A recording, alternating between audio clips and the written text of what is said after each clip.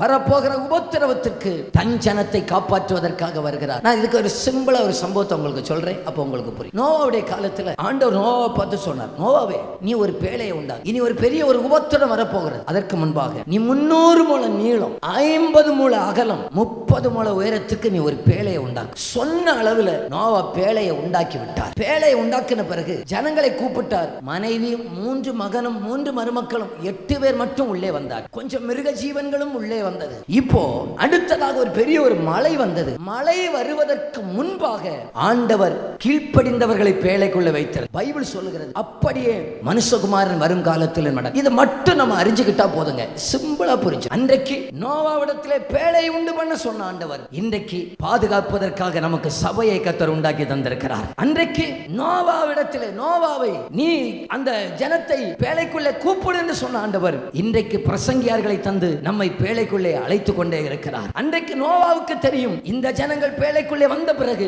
ஒரு பெரிய ஒரு மழை வரப்போகிறது என்று தெரியும். மழைக்கு முன்பாக கீழ்ப்படுகிறவர்கள் பாதுகாக்கப்படுவார்கள். நான் இப்பொழுது சொல்கிறேன், இனி வரப்போகிற உபத்திரவத்துக்கு முன்பாக ரட்சிக்கப்படுகிற ஜனங்களை பாதுகாப்பதற்காக என் கர்த்தராகிய இயேசு வருவார்.